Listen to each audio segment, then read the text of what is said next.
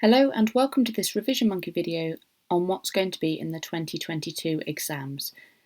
In this video we're looking at the AQA specification and it's for combined scientists and it's the trilogy version of Combined Science, which means you do 6 papers at the end, all 1 hour and 15 minutes long. And this video is going to focus on Chemistry Paper 1 Foundation Tier. So do read that carefully and check with your teacher if you're not sure whether you're watching the right video. Okay, normally for each paper the examiners tell us things that aren't going to be assessed, but unfortunately for this paper there is nothing in that list, so you need to be revising everything for Chemistry Paper 1. The required practicals that they've asked you to focus on are salts, electrolysis, and endo and exothermic reactions, and whilst they'll feature a little in this video, I would recommend you go and watch the required practical video which specifically focuses on these 3, and I'll put the link in the description. The exam board do, however, give us some topics that will be the major focus of the exam, so this is where you need to focus your revision.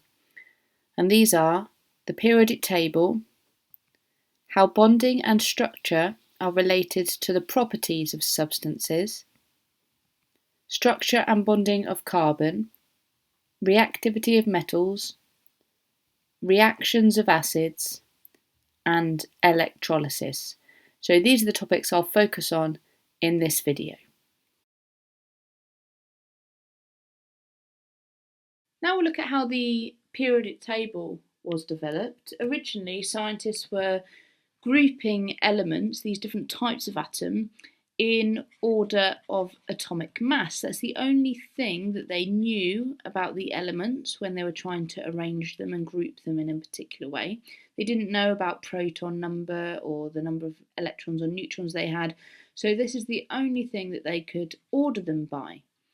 But trouble is that led to very early periodic tables where there were metals, for example, like lithium, grouped with non-metals like oxygen, things with completely different properties like magnesium and sulfur grouped together. Mendeleev in 1869 developed a table whereby he still ordered them in terms of atomic mass because he didn't know about the other structural properties of the atoms. However, he tried to group them with similar physical and chemical properties.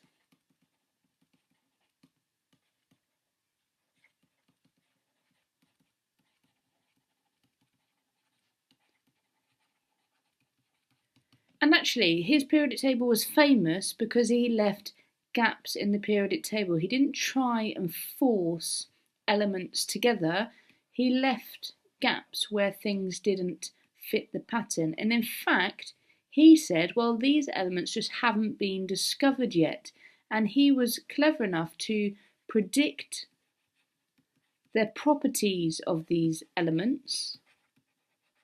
And later they were found out to be correct, and the elements were discovered to fill the gaps that he had left in his periodic table. So you can see here he's starting to develop these group 1 metals here. Some of them are a little bit different. We've got copper in here, which we know in the modern periodic table it isn't here. But we're starting to get elements with similar properties grouped together in the same columns. The modern periodic table then builds on from Mendeleev's ideas of grouping elements with similar properties together. However, the elements are now in order of atomic number. So since the discovery of protons, we have rearranged these elements and put them in order of atomic number or proton number rather than mass.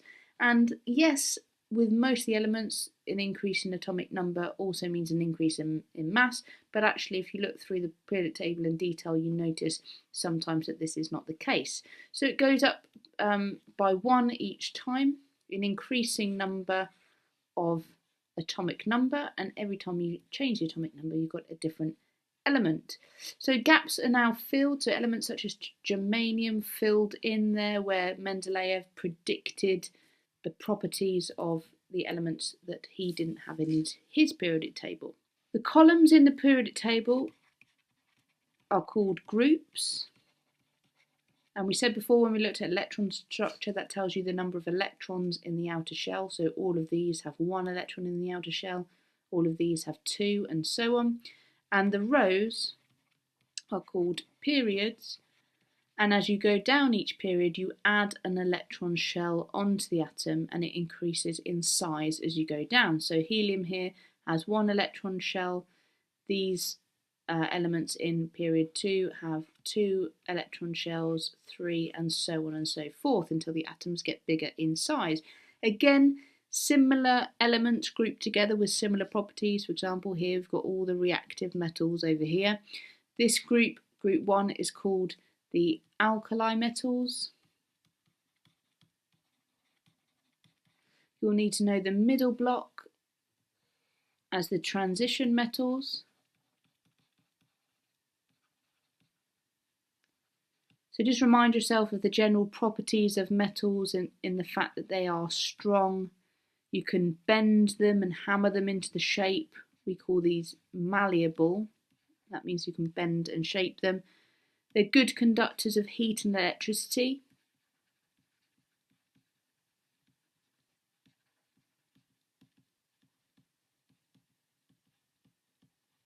And they also have high boiling and melting points. And in fact, the majority of the elements in the periodic table are metals. There's an invisible line which you won't have on your periodic table, but it zigzags down here like so. And on the left hand side of this line, so all of these elements here are metals, and on the right hand side all of these elements here are non-metals. Within the non-metals, there's 2 groups that you need to be aware of and be able to name. Group 7 is the halogens, and group 0 are the noble gases. We need to know a little bit more detail about group 1, the alkali metals. A couple of common properties of these metals is that they're soft. You may well have seen your teacher cut these metals with a scalpel when they're doing an experiment. And they have low density. And you may well have seen with the reactions on water that many of them are less dense than water, so will appear on the surface rather than sinking to the bottom. We said earlier with going down the periodic table, as you go down each period, you increase the number of electron shells. So the elements at the bottom will have a large number of electron shells compared to the elements at the top, and this will affect the properties of the elements as you go down the group. And what you'll find is as you go down group 1, you will increase the reactivity, and we'll discuss why in just a sec, and you will lower the melting and boiling points.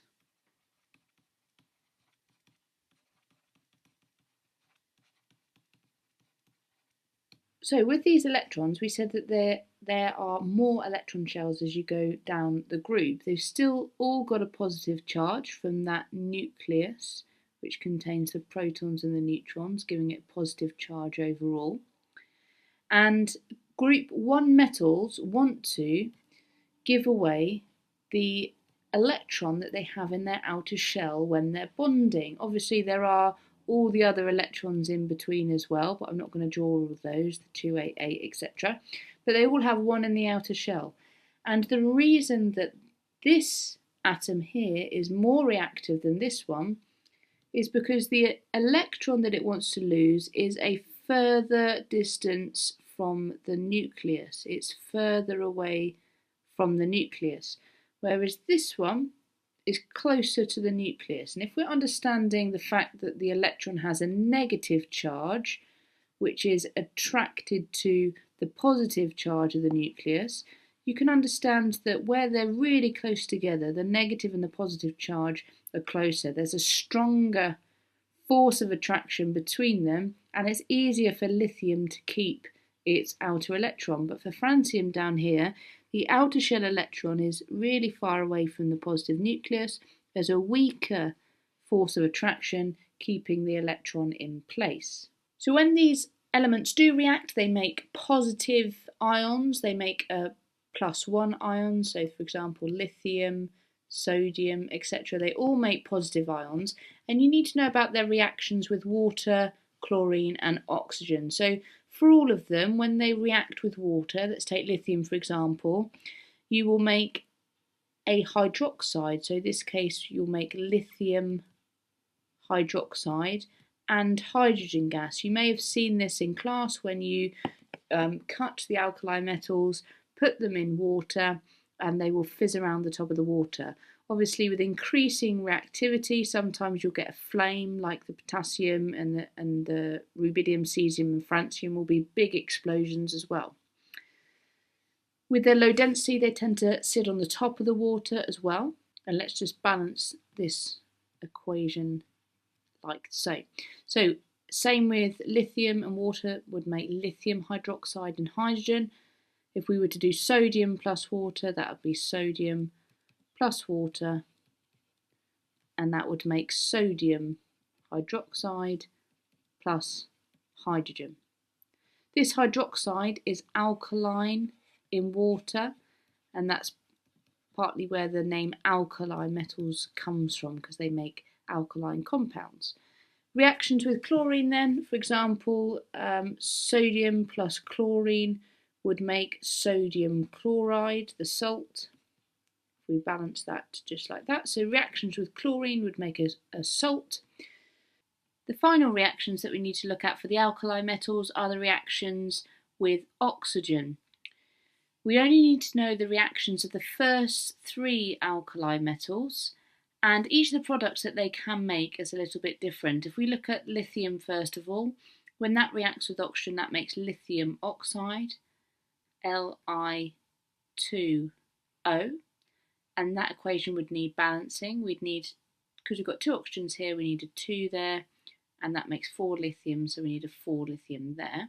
When sodium reacts with oxygen, however, it can make 2 different products. It can make a mixture of things. So the first thing it can do is, just like lithium above, we can have sodium reacting with oxygen to produce sodium oxide. However, as well as sodium oxide, there can also be another product produced which is called sodium peroxide, which has the formula Na2O2, and that needs to be balanced up like so. So that is called sodium peroxide. And with potassium, there are different products again. When potassium reacts with oxygen, it can, like sodium, make potassium peroxide, so K2O2, which we'll need to balance out like so. So potassium peroxide.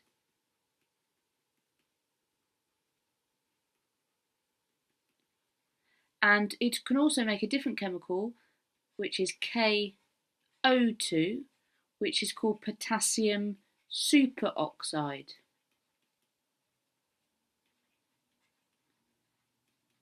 So it'd be quite harsh in an exam if they expected you to remember all of these products, but you need to be aware that when they do react with oxygen, they make different products. Group 7 is called the halogens. We need to know these elements in a little bit more detail. When they react, they make negative ions because they gain an electron, and they're called halide ions. This group is the opposite to group 1 in terms of reactivity. Reactivity decreases as you go down the group,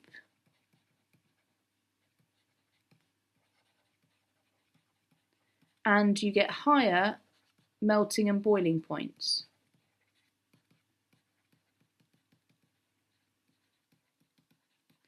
For the opposite reason that we talked about in group 1. So to explain the reactivity in the halogens, we remember that as you go down the periods, you end up with atoms at the end of the group with lots and lots and lots of electron shells.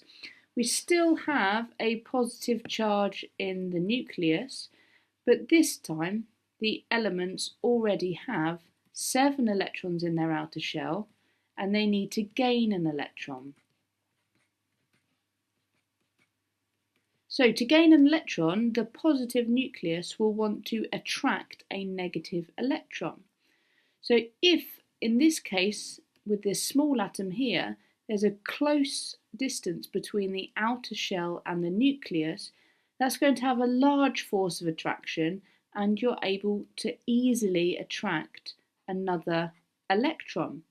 Whereas in this larger atom here, we need to attract an electron here, but the distance is much greater between the nucleus and the outer shell, so there's a weaker force of attraction and it's much more difficult to attract an electron onto this atom. So the reactivity decreases as you go down. The smaller atoms are most reactive and the larger ones are less reactive. You also need to be aware that halogens are coloured gases. So fluorine is a yellow gas. Hopefully you can see that colour on your screens. Chlorine is a green gas. Bromine is a red-brown liquid at room temperature.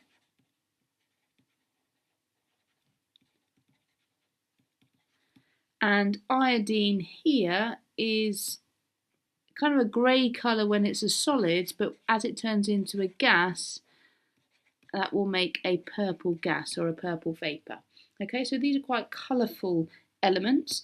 And the final thing you need to know about this group is the fact that they can, just like metals, they can also be involved in displacement reactions, whereby more reactive halogens will displace less reactive ones. So for example, if we take chlorine and then something that is less reactive like iodine, well, if chlorine reacted with something like potassium iodide,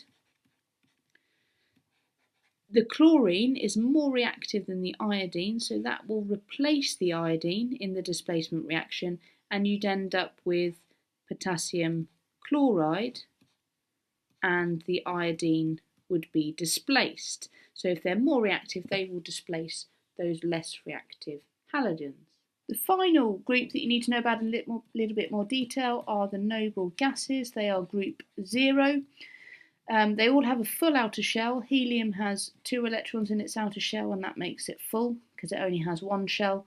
All of the other elements in the group have 8 electrons in their outer shell. So having a full outer shell means that you are unreactive, or you might see that written as inert. It won't react with other things. So it makes them non-flammable. It's often the case that things like argon and neon are used to transport some of these reactive metals over here, because these would react with oxygen, but they're not going to react with an environment of neon or argon. So you'll see a lot of those being used for that reason.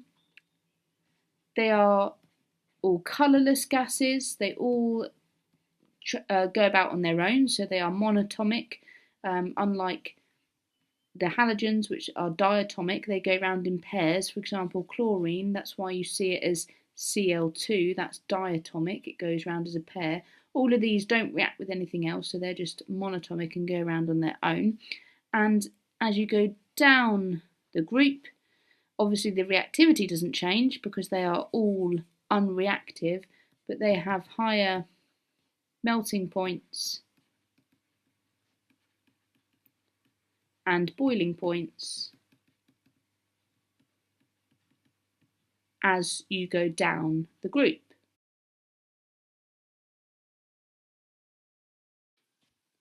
States of matter quite simply means whether something is in a solid, a liquid or a gas state.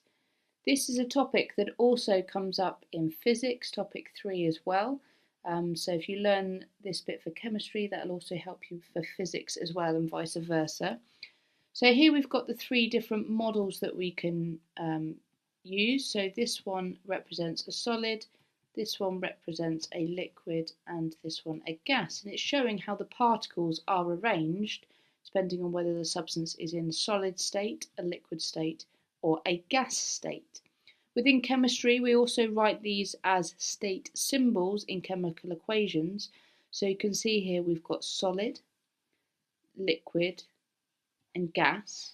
And the final one here, the AQ, means it's aqueous, which is in solution, okay, or dissolved. So AQ stands for aqueous. So for a solid, if you're asked to describe the arrangement of particles, we need to be talking about the fact that they are in fixed positions. The particles are vibrating, which you can't see by this diagram, but they are vibrating. The particles in the solid form a definite shape and volume, and there are strong forces between the particles. For a liquid, the particles are close, but they move over each other. They're moving randomly.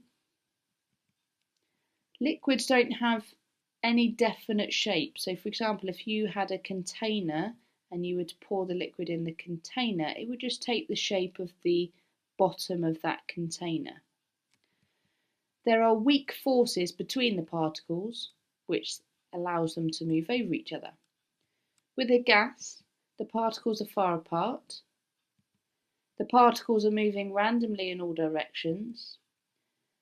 A gas has no definite shape, and in fact this will fill and take the shape of any container that you put them in. So if you were to put a gas into this container, it would completely fill the container and take the full shape of the container. And there are very weak forces between the particles, weak intermolecular forces, and they can move past each other and be far apart. Substances can change state between solid, liquids and gases depending on whether energy is gained or lost by the particles. So the change of state between a solid and a liquid is called melting. If you were to heat the substance up further from a liquid to a gas, that change of state is called boiling. On the other side, you can cool the substance down, and if you cool the gas, you can condense it to form a liquid, and if you cool a liquid down far enough, you can freeze it into a solid. Now the melting point and the freezing point happen at the same temperature, depends whether you're heating it up or cooling it down. And the boiling point and the condensing point happen at exactly the same temperature. For example, if the boiling point of a substance was 1083 degrees C, for example, then that would be the condensing point of the substance as well. If the melting point was, say, 400 degrees C, then that would also be the freezing point. It all depends whether you're heating the substance up or cooling it down, depending on which change of state you would be cooling it. So if you're on this side, you are gaining energy. So the particles are gaining energy to move from a solid to a liquid or a liquid to a gas, and the particles are moving more. They're already moving or already vibrating in terms of the solid, so we're talking about them moving more, and by moving more they are overcoming the bonds that are holding them in place.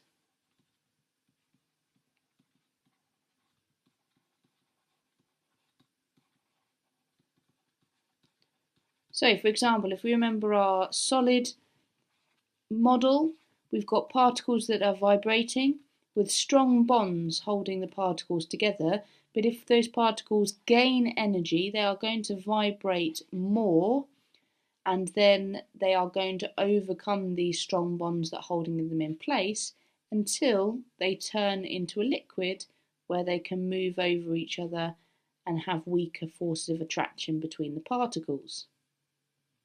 If a substance is being cooled down, it is going to be losing energy to the surroundings, and therefore they don't have enough energy this time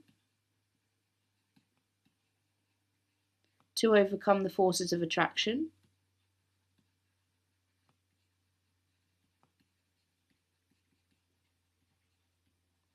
And as they lose energy and then therefore can't overcome these forces, you will end up with bonds forming between the particles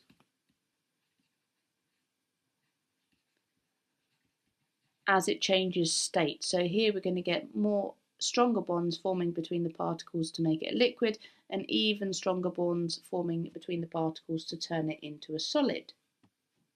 Perhaps the most difficult thing with changes of state that you might be asked to do is interpret tables giving information on melting and boiling points, for example.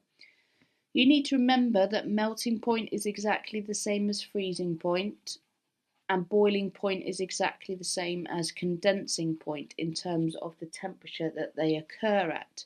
So, for example, if they said, what is the state of oxygen at minus 100 degrees C, perhaps the easiest way to do it might be to write out the solid, liquids and gas and realise that from the table, oxygen melts at minus 218, so that would be its melting point and also its freezing point. So we can write those in. And it boils at minus 183 degrees C, and that means it would also condense at minus 183 degrees C. So if the number is lower than the minus 218, that would be a solid. If the number here falls between minus 218.4 and minus 183, that would mean it would be a liquid. But as minus 100 is smaller than minus 183, it falls in this side, so oxygen would be a gas. For carbon, it says, what is the state of carbon at 3600? Again, I go to write my solid, liquid and gas for carbon, and we can see that the melting point is 3500, so is the freezing point, and the boiling point is 4827, and so is the condensing point. So where does 3600 fall? Well, it falls between these two numbers here. 3600 falls between these two numbers, so that means that the carbon must be a liquid at 3600 degrees. So with the positive and negative ions that we've just discussed, these can attract each other and bond together, and this is exactly what we mean by ionic bonding. So ionic bonding is between a metal and a non-metal, and we said that metals are the ions that have a positive charge and non-metals have a negative charge, and they attract with each other. For example, this could be sodium, Na+, and this could be chlorine, Cl-, and when these react together, they will make a compound called sodium chloride. Now, to write the formula, we need to look at the charges, because that is a single plus and that is a single minus. We just need one of each and put them together like so, NaCl. However, if this ion here was magnesium, magnesium is in group 2, so it has a charge of 2+. If we're bonding that with chlorine, we can't just put them both together because this is 2+ and 1-. So we'd need 2 chloride ions to balance out the charge of the magnesium. So we'd need to write MgCl2. Similarly, if you had sodium bonding with oxygen, because oxygen is 2-, this time you'd need 2 sodiums, so you'd write Na2O. So this is how you'd write the formula of the ionic compounds. Now they all have a very similar structure, and it looks something like this in this picture just here. Because it's not just the case that one ion will bond with another ion and they will go round together. They actually form a giant structure. So you can see here there's a big lattice of positive and negative ions all in one big structure. So we call it a giant structure. We call it a lattice. If they ask about structure, you need to talk about the fact that it's made out of positive and negative ions. And keeping those ions together, they're shown together by a bond in this diagram, but we call those forces electrostatic forces because they're charged particles, they're charged ions. It's electrostatic forces act in all directions to keep that structure together. Check very carefully in the exam whether they're actually asking you about properties or structure or both, because properties are a bit different. Properties are talking about melting points and boiling points, for example. These ionic compounds have high melting points and high boiling points. They don't conduct electricity when they are a solid, but they will conduct electricity when they are molten, and I'll explain why in just a sec. So they only conduct electricity when molten, which means when they're melted down into a liquid. For example, in this case here, you've got positive and negative ions throughout. However, they are fixed, they cannot move. Electricity is the flow of charge, or current is the flow of charge, but at the moment in this solid state here, these ions cannot flow. However, if you make them molten, you then have a situation where you've got your sodium, for example, and chloride ions in there, but they are now free to flow. This is important for electricity. And if these ions are free to flow, that means charge, because the ions are charged, is moving around. A second type of bonding is covalent bonding. And covalent bonding is between non-metals. So you could have two of the same element. For example, here you've got chlorine. Or you can have two different non-metals bonding together. For example, methane. You can see from these diagrams that these particles aren't charged and instead they're sharing electrons. So there's no transfer of electrons this time. Instead, they just bond together by this really strong bond because they're sharing electrons. We can draw this in other ways. We can draw the covalent bond simply as a straight line to show a covalent bond. So we can do that for both of them. And you may well see diagrams in this format. These lines show a covalent bond, or you can draw it without the energy shell, so you can just draw the electrons like so.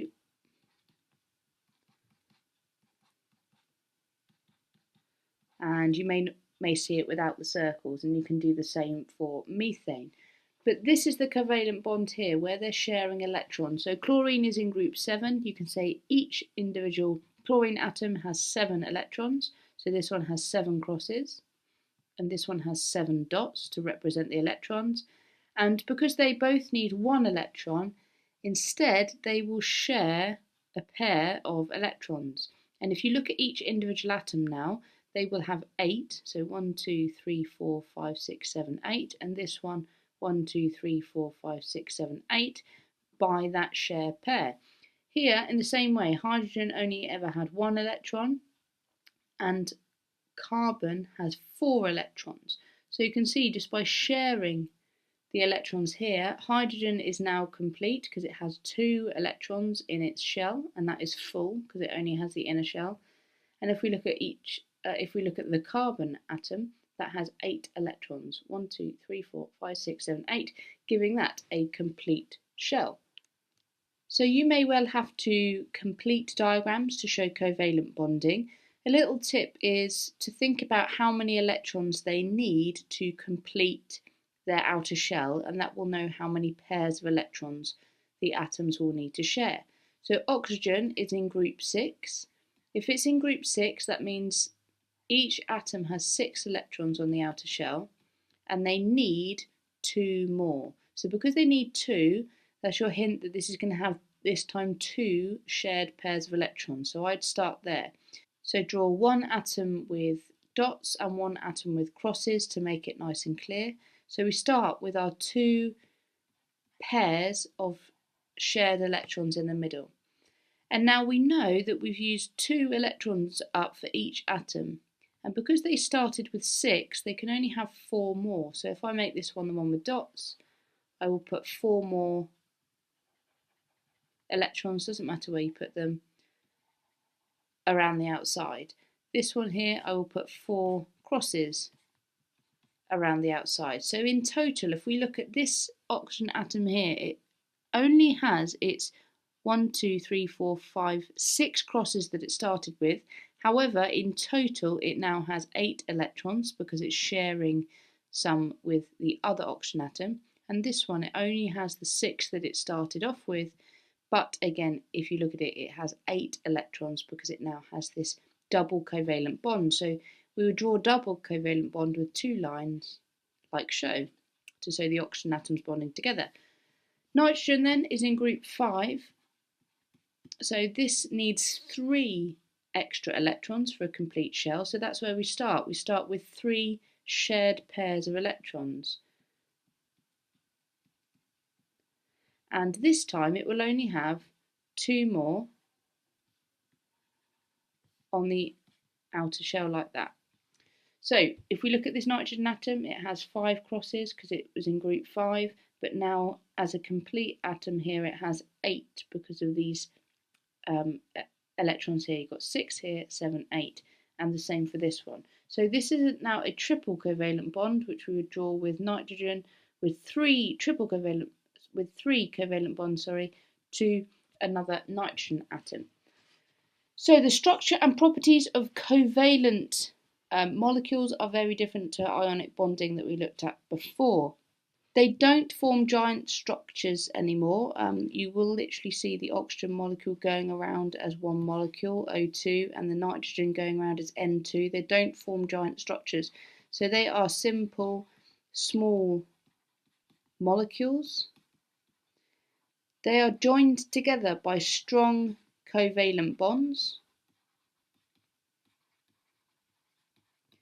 And they have weak intermolecular forces between the molecules.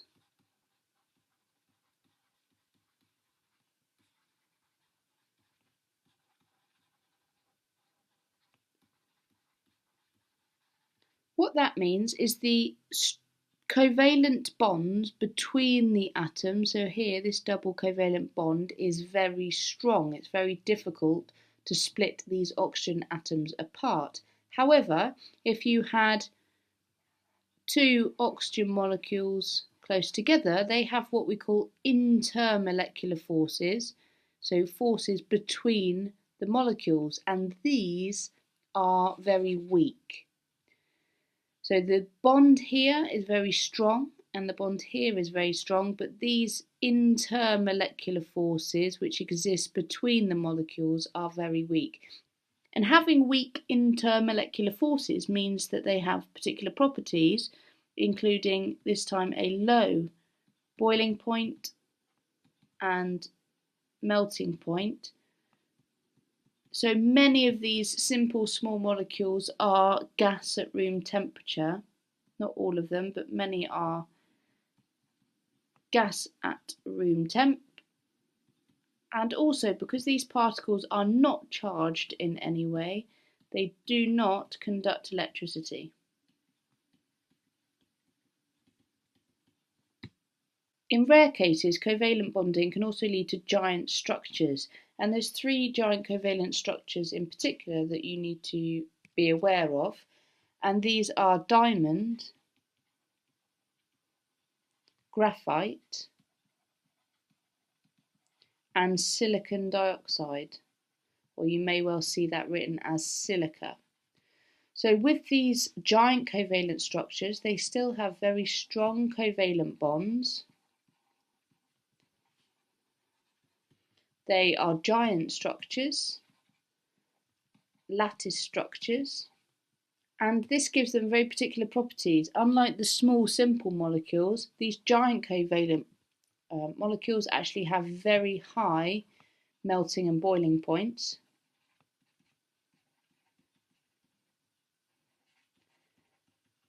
And as a rule, they generally don't conduct electricity.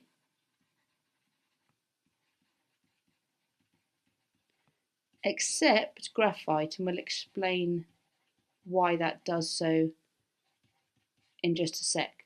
So a little bit more detail for diamond and graphite that you need to be aware of. Let's go into the elements first of all. You can see these are just made from one type of element. These are both made out of carbon, whereas silicon dioxide is made out of silicon and oxygen. So with the carbon structures here, we can describe these as allotropes of carbon. This means they are different structural forms of the same element.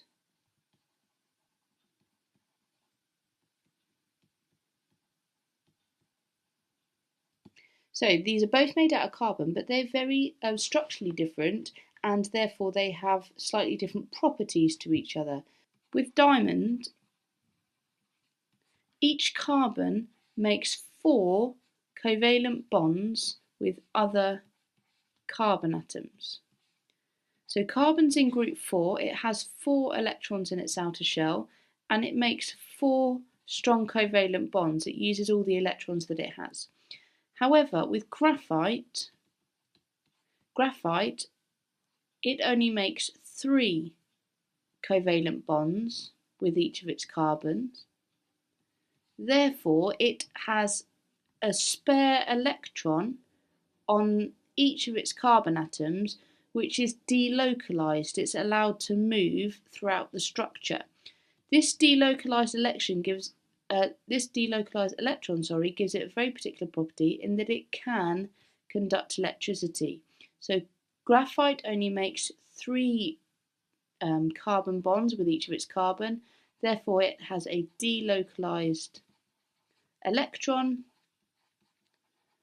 and therefore it's free to move throughout the structure and it can conduct electricity. Because diamond has 4 bonds, it is a very strong structure, and it is a very hard material, one of the hardest materials on our planet. Graphite, however, forms layers, and you can talk about that when you're talking about the structure. It has weak forces of attraction between the layers, and that means the layers can slide quite easily, and it is quite soft. Graphite is the substance used in pencils, so as you use a pencil, you're literally taking layers of graphite from the inside of your pencil. With graphite, if you took off just a single layer from the top, we call that graphene. So a single layer of graphite is called graphene, and that is very, very light because it's just a single layer, but it's still a very strong structure because of these covalent bonds. So graphene is something that's being used in new technologies to strengthen materials without adding much weight. A final molecule that involves covalent bonds are polymers. You can see here, we said before that straight lines between non-metals represent covalent bonds. So you can see this polymer is made through covalent bonding. But with this polymer, you can see that we've only drawn a small section of it, and this is the repeating unit that repeats again and again and again. So if we draw it as a square, that would be joined to another one and another one and another one, and so on until we got a really, really long chain polymer. Hence this N here, that just means any number, so this can be any number of units long. If we were to write this out, which you might be asked to do in the exam, the formula for the polymer, you need to count up the number of carbons, so there's 3, so C3, count up the number of H's, there's 3, 4, 5, 6, so 6 hydrogens, and you would write that in brackets with the N outside, and that would be our formula for the polymer. Most polymers then are solid at room temperature. And whereas we said with the simple molecules that there were weak intermolecular forces, with polymers, if we had 2 polymer strands, for example, like here, the forces between the molecules, the intermolecular forces, are a lot larger.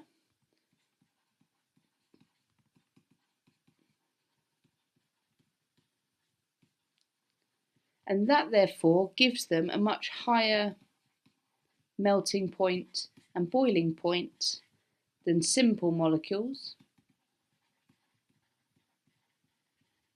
Hence why a lot of them are solid at room temperature compared to a gas, but they're still got much lower than something like an ionic bond or a covalently bonded structure.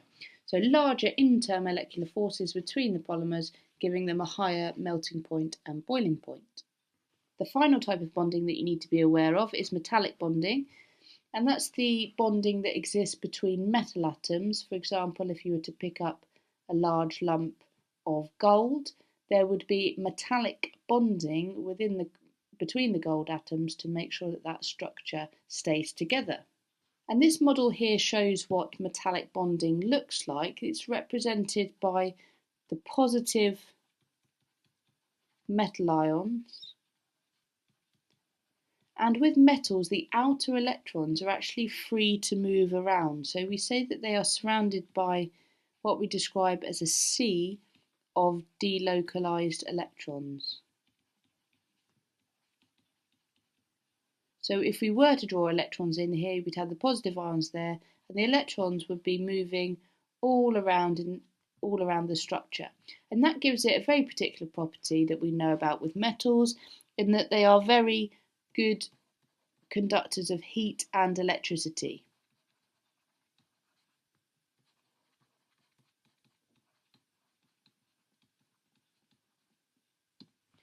They also have very high melting and boiling points. You should know this because you can appreciate the amount of energy that it would take to heat and melt a metal. So you should remember that they have high melting and boiling points, and you should already know that most of them are solid at room temperature. General properties of metals then, they are also very strong and malleable, meaning they can be bent and hammered into shape. That's what malleable means. So when you're asked about the structure in the exam, you need to be talking about this part, the sea of delocalized electrons and the positive metal ions in a regular structure, the fact that it forms a giant structure, and the properties, conductors of heat, electricity, the melting and boiling points, and the fact they are strong and malleable. So with metals, there's two different types that we use regularly. There are pure metals. The thing with pure metals, though, is they're actually quite soft because the metal atoms or the metal ions are arranged in layers, and those layers can slide over each other easily.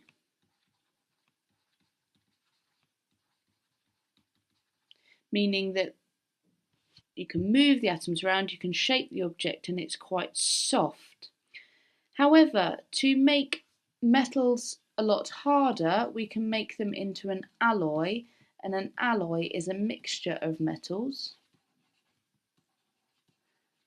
So you can see here that you've got different sized metal atoms.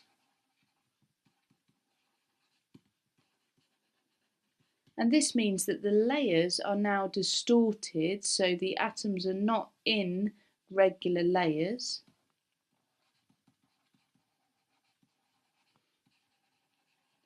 And what that means is the atoms can't slide over easily in an alloy.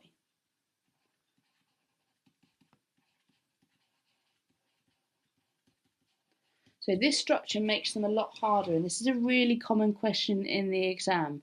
So either they'll ask you about the pure metals and simply you need to write about the atoms being in layers and being able to slide easily, or they'll show you a diagram of an alloy, or maybe ask you to draw a diagram of an alloy, and we need the fact that it's now got different sized atoms, distorted layers, or the atoms aren't in regular layers, and the fact that the atoms now can't slide easily over each other, and it makes a much harder substance. We've already covered part of this topic in the previous section about carbon being in diamond and graphite, so this extra bit in this topic is about fullerenes. Some very special covalently bonded structures now are the fullerenes. These are other examples of allotropes of carbon. So they're all made out of carbon, but they have different structures. This here and this here are examples of fullerenes. So this is a molecule that is spherical. It has the structure C60 because it is made out of 60 carbons, and it mostly is formed by hexagons. There are also some pentagons and other shapes in there as well, but it's mostly formed out of hexagons to give it a spherical structure. And this is called Buckminster fullerene.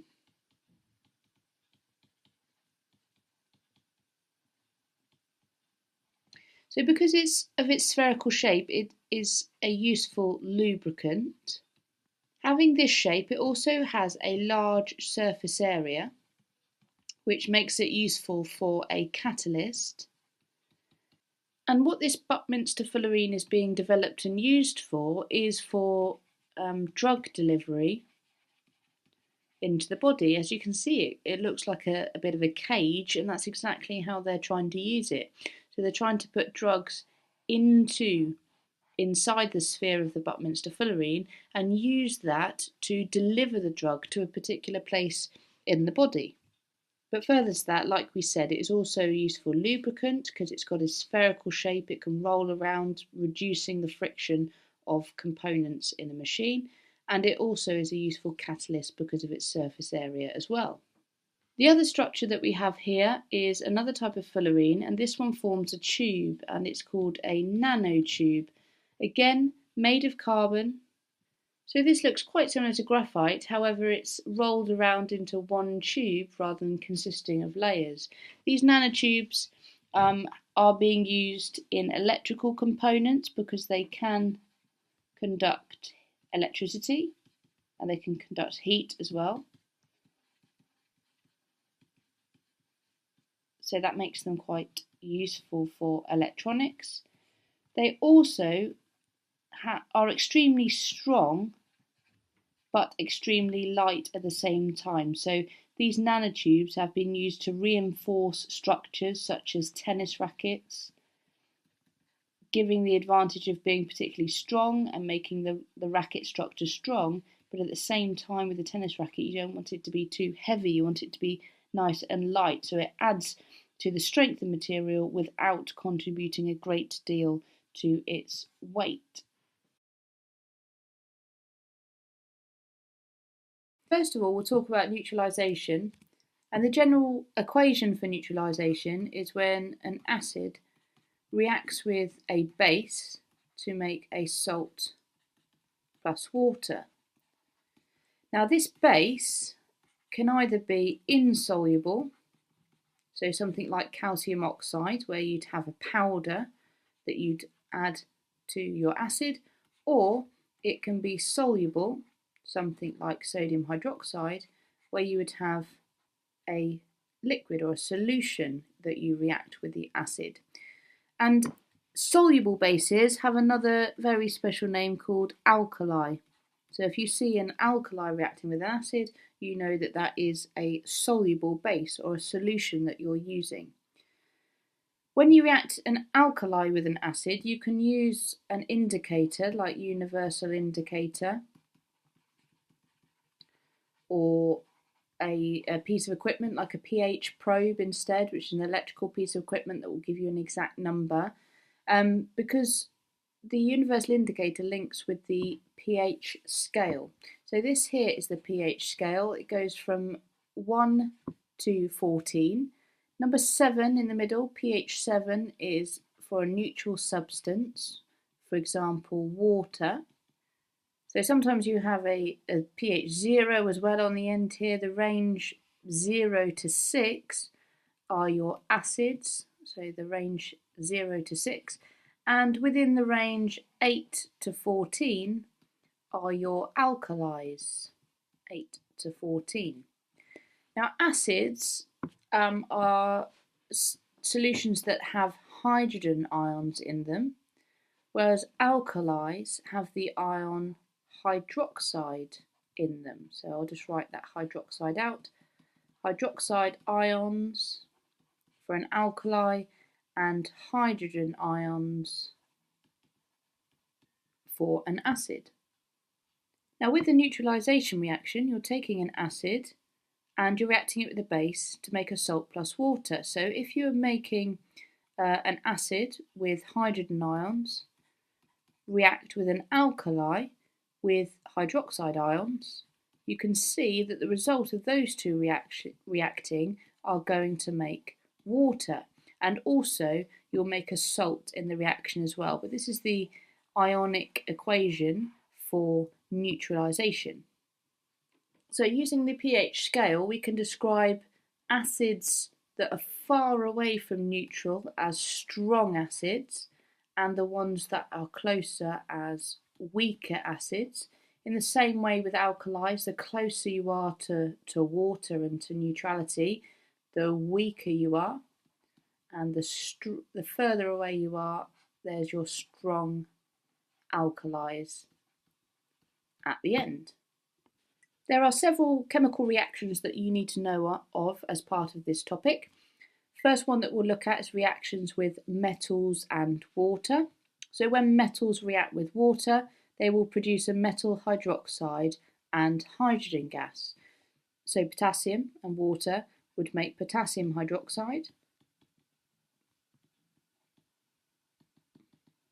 plus hydrogen. If you remember from when we looked at the periodic table, potassium will actually float on top of the water and perhaps will spark and flame as well because it's a reactive group 1 alkali metal. But this will work with any metal that will be able to react with water. So for example, you might have magnesium reacting with water, and this time you'll produce magnesium hydroxide plus hydrogen. Some metals are not reactive enough to react with water, like copper, so you wouldn't be able to write an equation for that, but anything that reacts with water you can. For the next reactions, many of them will produce something called a salt. So let's talk about how we name salts first of all. We name salts in two parts. They will have one part that is the metal that's in the salt, and the second part will depend on the acid. So there's three acids that you need to know about in particular.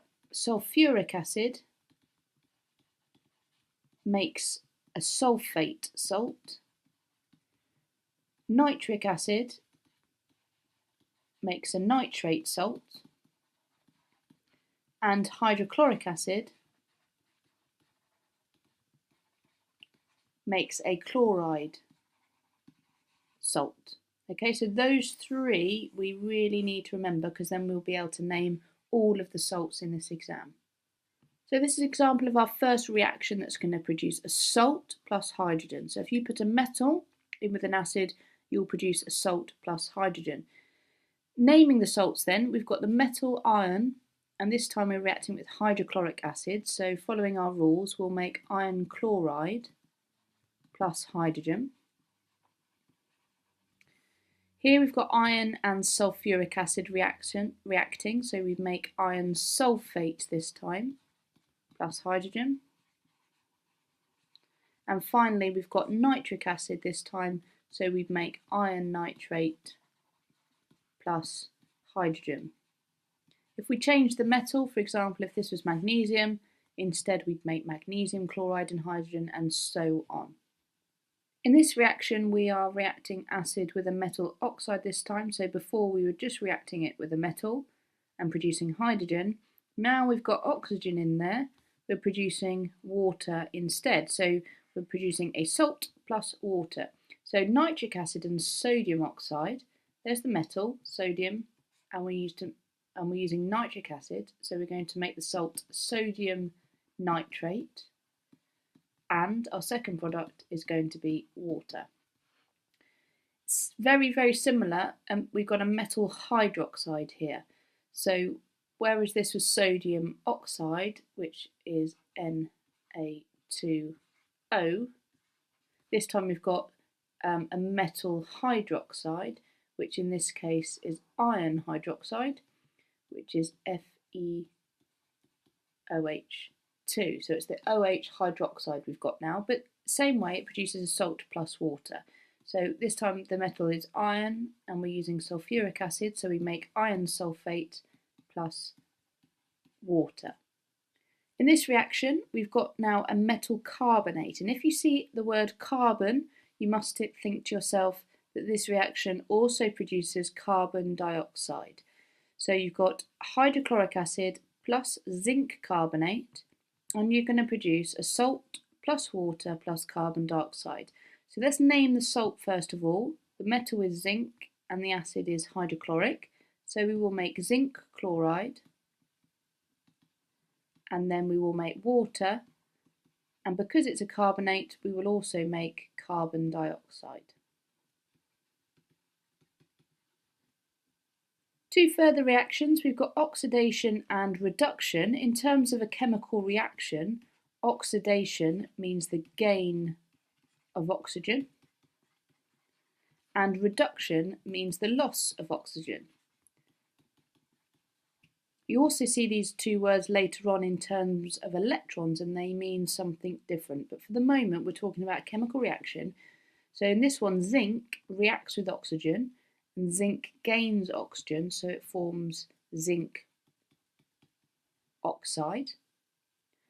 And in terms of reduction this time, it means the loss of oxygen. So this time, zinc oxide would lose its oxygen, so you'd make zinc plus carbon dioxide.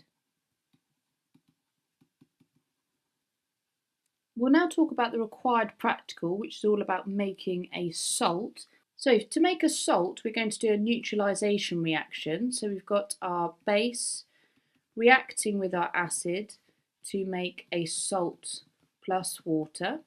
In this case, we've got copper oxide reacting with hydrochloric acid to produce copper chloride salt and water. You could use sulfuric acid to make copper sulfate. It all depends on what salt that you want to make at the end of the process. So this copper oxide, you can see by the state symbol, is solid, it's insoluble, and it is a black powder.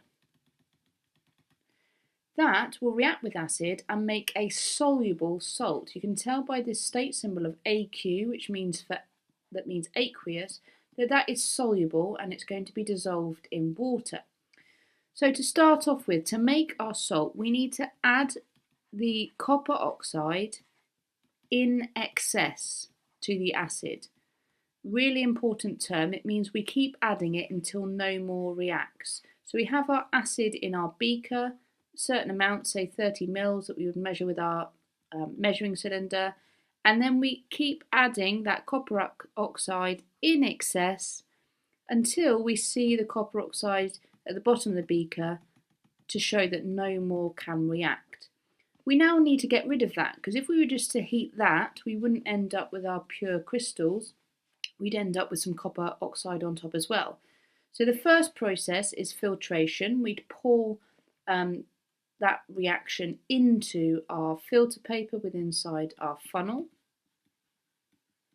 And in the conical flask we would collect our solution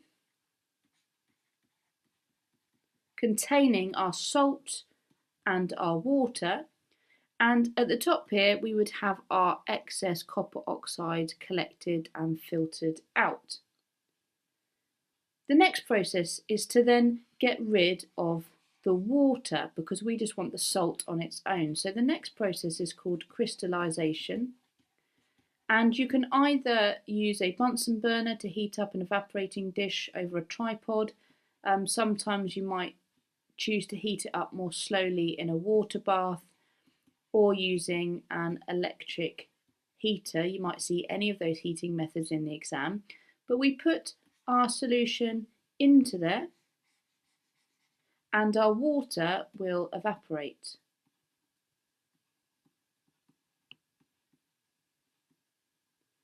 And that will leave us, after a while, we might take it off the heat and leave it to finish evaporating off the heat, but we will end up with crystals left in our evaporating dish where we've actually extracted our salt crystals. So you need to be able to describe this method and say each step by step what you need to do to create your soluble salt. You may see in the exam that to help the insoluble base react with the acid, you may see this acid heated over a Bunsen, just gently, just to warm it up a little bit before this is added. But obviously that's going to have safety precautions associated with it because you're heating acid and you don't want that spitting out of the beaker. Also here, when you're heating the crystals, this must be very gentle heat, otherwise they can end up drying out too quickly and spitting at you as well. Now we're going to look at the reactivity series. The reactivity series is how we list metals in order of their reactivity. So here we've got potassium, which is most reactive, and then copper, which is least reactive. Copper is really useful because it doesn't react with many things. It doesn't react with water, so you can use it as water pipes and things like that. Also, not on this list, but you'll find substances such as gold. They're completely unreactive, which we'll talk about later when we're talking about extracting metals. Within that list as well, you'll also have two non-metals. You'll have carbon and hydrogen that you need to be aware of. Again, important for metal extraction a little bit later on. You may well be asked to have a look at some examples of experiments and work out the order of reactivity. For example, if we had some potassium in this conical flask over here, this would react with water quite vigorously. In fact, potassium would float on top of the water because it's got a low density from group 1, and it would react vigorously, perhaps producing a flame as well, and fizzing around on top of the water, producing lots of hydrogen gas. That would show that that was really reactive. You might then have something like magnesium, which you would put in another conical flask. Again, that would fizz quite a lot, producing a fair amount of gas, but not as much as the potassium. And then finally, you might have something like iron. That would give fewer bubbles of gas and would obviously be less reactive. So you might have to have a look at descriptions of experiments and then work out their order of reactivity.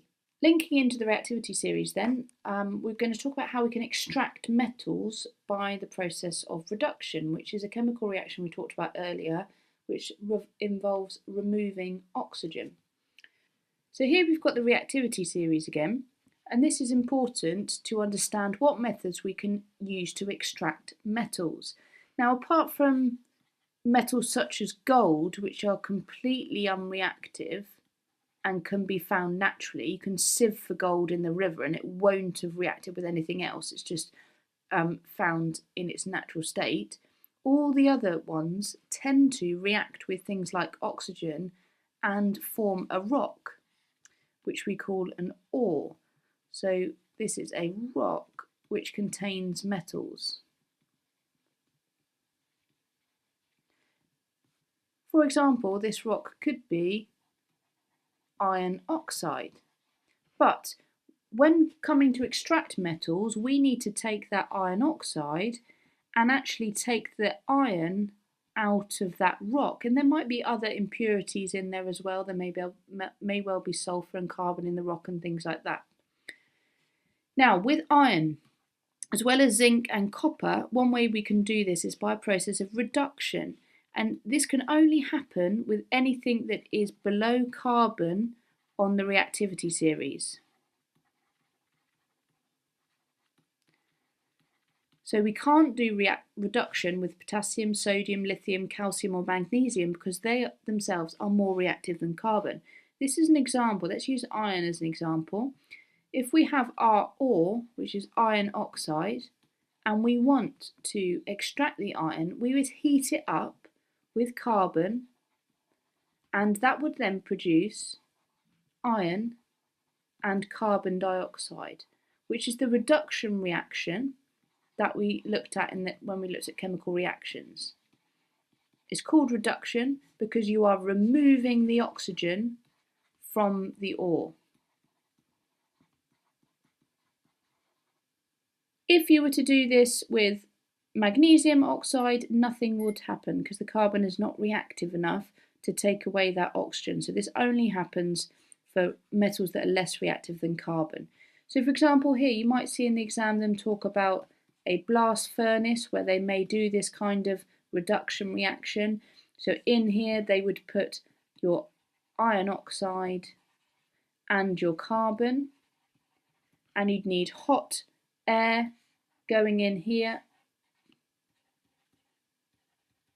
and out at the bottom you'd end up with your molten iron, and any impurities also come out at the bottom. It's a substance called slag which comes out the bottom, and any of your waste gases will come out the top, so your carbon dioxide and so on will come out the top.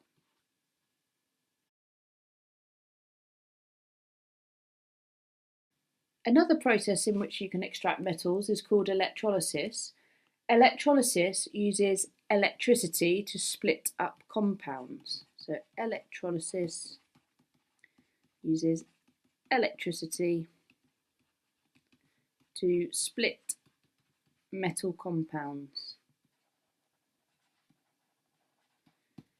But the trouble is with electrolysis is it uses a lot of energy because the electricity needed, and therefore it is very expensive. So with the metals that are below carbon in the reactivity series, really you want to be using reduction because that's cheaper. However, some metals such as aluminium, you can't use reduction because they're more reactive than carbon, so you would have to use electrolysis, and it makes it a little bit more expensive. Let's take our basic example first of all, and this links back to ionic bonding. So with our ore, let's say for example here we had lead bromide. Remember back from ionic bonding, we've got a metal and a non-metal bonding together. So this comprises of ions. We've got our lead ion, Pb2+, and two bromide ions, Br-, bonded together to make that compound. Now, if we were to stick two electrodes in there and link it up to a direct current supply, nothing would happen. Because in this state here, whilst it's solid, if you remember from ionic bonding, we've got a lattice structure of positive and negative ions throughout, but the trouble is these ions can't move anywhere. But you can make this molten by heating it up, and when you do that, when you make it molten, those ions are then free to flow. So the bromide ions and the lead ions can then move around and conduct electricity because they are moving charges. This is not talking about electrons flowing in this liquid here. We are talking about ions that are free to flow. So please don't write electrons. Make sure you're talking about ions. This liquid here is called the electrolyte. And these are the two electrodes. You've got a positive electrode, otherwise known as the anode. But if you don't remember that, just write positive electrode. And the negative electrode, which is the cathode. And this, as I'll show you later, is connected up to a DC supply. So in this simple case here, we've got our ore and we've heated it up so it is now molten and the ions are free to flow. Within here we've got positive ions. They will be attracted to the negative electrode, and here we would have lead collecting around the negative electrode. And to the positive electrode you will have the bromide ions going, and they will go off as bromine, which is Br2. And you'll see the bromine gas given off at the electrode. In a second case here, I'm going to talk about the electrolysis of aluminium oxide. Aluminium oxide has an extremely high melting point, which would make this process very expensive. So what they do first of all is they dissolve it in something called cryolite, and that then lowers the melting point. So it takes less energy to heat it up and melt it and make it molten, which in turn saves money and makes the aluminium cheaper. So in here we have a mixture of, well, in this complete chamber, in fact, we have a mixture of aluminium oxide and cryolite. That's our electrolyte. Aluminium oxide and cryolite. And this time, you need to look at the diagram very carefully, and they'll show you on the diagram. But this time they have 3 positive electrodes at the top. There may be 4, there may be 5, there may be 6, there may be more than that, doesn't matter on the number, but all of the ones going in at the top are now positive electrodes. And actually the negative electrode is the outside casing. So in here we have aluminium ions, Al3+, and oxide ions, 2-. The aluminium ions are positive, so they are attracted to the outside, and then they are tapped off at the bottom. So here you get molten aluminium coming out of the bottom, which you will then collect and use for whatever you want. At the top here you can see the positive electrodes, and this is where the oxygen is attracted to. So you get oxygen given off. But also what happens is, there's a really common question in the exam, these electrodes are made out of graphite. And if you remember, graphite is made up of one element, and that is carbon. So they often ask, why do these graphite electrodes gradually degrade and wear away? And the answer is, the oxygen that goes to these electrodes reacts with the carbon, producing carbon dioxide. So these gradually degrade because the oxygen reacts with the carbon to produce carbon dioxide. So in this electrolysis you will also get carbon dioxide given off as the oxygen reacts with the electrodes, and then they gradually need to be replaced over time. There is also a required practical on electrolysis, so be prepared to describe a method to set up electrolysis and also predict the results of the electrolysis. So for this we're going to be talking about electrolysis of aqueous solutions. That's when they are dissolved in water. So not only will you get a particular ionic compound, but you will also get the ions that are found in water. So you need to be able to draw a setup from scratch. So you would need to draw a container and show electrodes going into that container connected to a power supply. When you draw the power supply, the long line of the cell would be the positive, connected to the positive electrode, and the shorter line to the negative electrode. And then you need to show your electrolyte solution covering the electrodes. And you can label those up. So you'd label the electrolyte, which is the liquid that you're using, your electrodes, so your positive electrode or your anode, your negative electrode, and your DC supply. It has to be direct current, otherwise it won't work. So let's say for this example, we are doing the electrolysis of sodium chloride solution. So with sodium chloride, if you were to split that up, you would have 2 ions, sodium and chlorine. But because it's in solution, it also means that you have the ions that are in water. So you would also have hydrogen ions and also hydroxide ions in that solution. And that poses a problem because you have negative ions, 2 of them, and 2 positive ions. So that means that you need to predict what is going to go to the negative electrode and what is going to go to the positive electrode. So in this case, the rule at the negative electrode is the least reactive element goes to the electrode. So in this case, hydrogen is less reactive than sodium, so you're going to get hydrogen gas given off. And with the positive electrode, if there is a halide ion in there, then that will be produced at the positive electrode. If not, oxygen will be produced. So in this case, we've got our chlorine present, so chlorine will be produced, Cl2. If a halide ion, remembering that halide is a halogen from group 7, so if halide ion is present, that will go to the electrode.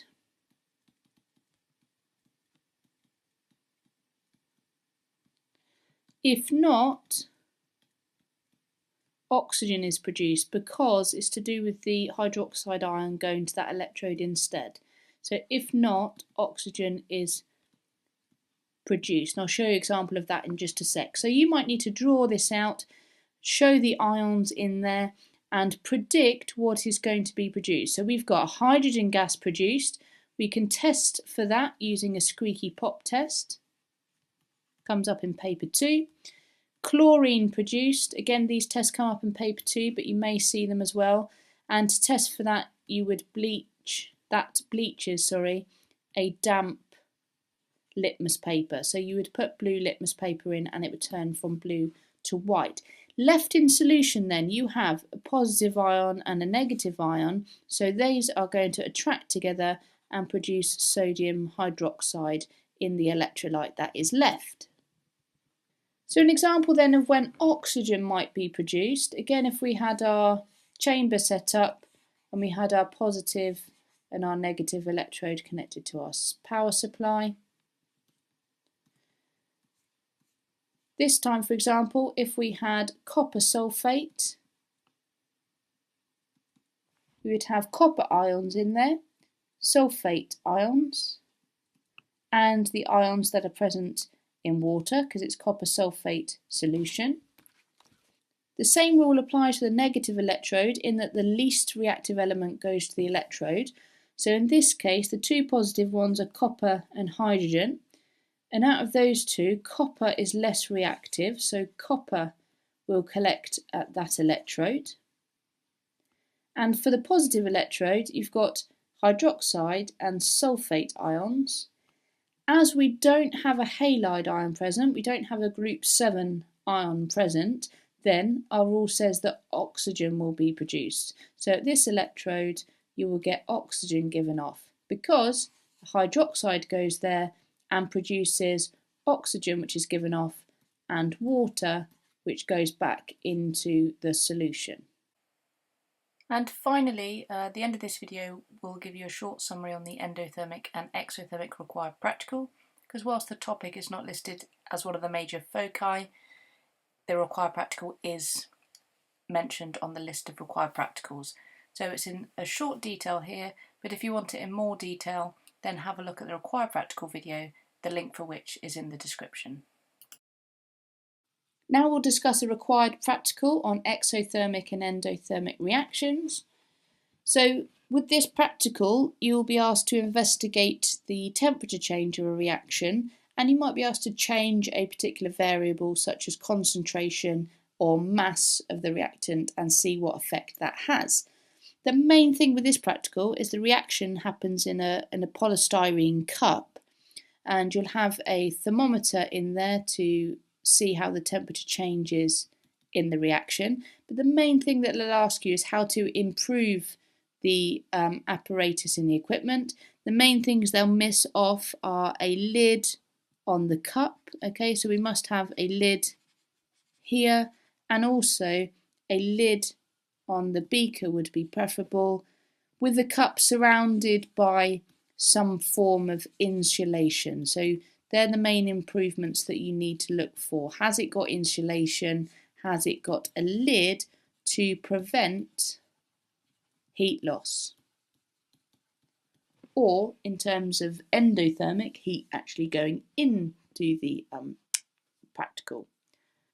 So for example, if you wanted to look at an exothermic reaction, you could either do a neutralization reaction, or you could, for example, put a metal in with an acid, and when you do that you'll see a temperature rise, and you can measure that on the thermometer. You might want to change the concentration of the acid, for example, maybe use 0.1 molar, 0.2 molar, etc., maybe up to 1 molar. And then you could see the effect that that has on the temperature change in the reaction. You could also do an endothermic reaction if you wanted to. For example, you could have water and something like potassium chloride. You could put those both into the cup and you could measure the temperature decrease this time in the reaction. And for potassium chloride, you might want to change the mass that you're using. So maybe start with 5 grams and then use 10 grams, 15 grams, etc. and see the effect that that has on the temperature change. So bear in mind that you might be asked for improvements in this investigation, or you might be asked to write a method from scratch for a particular reaction. If you're doing a neutralization reaction, for example, maybe you're reacting hydrochloric acid with sodium hydroxide, for example. If you're using these two liquids, you must make sure that they start at the same temperature. So you might want to put those in a water bath, say at 25 degrees C before the reaction, and then you know that they both have the same starting temperature, and that means that temperature is therefore controlled before the reaction begins.